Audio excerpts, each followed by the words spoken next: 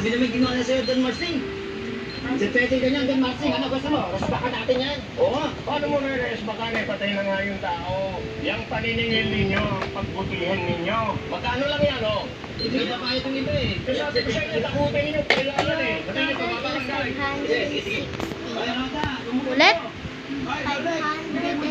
Akala mo hindi nagbabayad. O yan, taktak na tayo. Yan, yan. Ito, ate. Ano, kumusta na? Ito, ligtas na kami. Salamat sa inyo. Pakisabi kayo po. Maraming salamat. Card. Pasensya na ha. Hindi naman sa panghimasok, pero... Hindi ako nakain ng junk food. Nag-usap kayo ng mga taong Healthy lang. Iniisip kasi nila na may kinalaman kami sa taong tumangay kay Mokang sa mansyon. Eh, sino ba naman Pinken, ah. kay Mokang?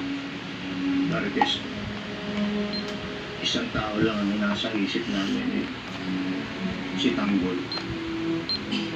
Eh di ba, Tess, imposible naman yun dahil nakakulong si Tanggol, hindi ba? Pero pala nga, nakakulungan si Tanggol. Eh, hindi siya tumay ka mo, ha? Oy, hindi naman siya nakikialam ako, ha? Dahil sa mga mayayaman na Ano kaibigan yun? ko, na naging Oh. palabas lang nila lahat yan. Pumili sila at nagbayad ang taong haharapin tayo para mapagtapan ang Ano katotohanan. yun? Ano namang katotohanan yung Roda? Uy, Ang hindi na ba ito katotohanan yun? wala na pirokan, wala na sa ibang bansa. Yun ang Garo katotohanan. lang. Alam niyo naman ang mayayaman. Ayaw nila maiugnay ang kanilang buhay sa buhay ng mga dukhang kagaya niyo. Hindi ba napunta kayo doon sa mansion, wala si Mokang, wala?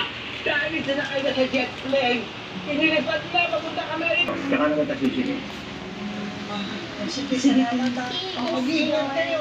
Mauna na kami, Tess.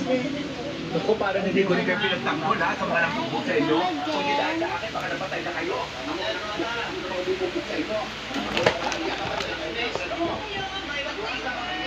So, bye. Hintayin nyo yung part 3. Hintayin nyo yung part 3.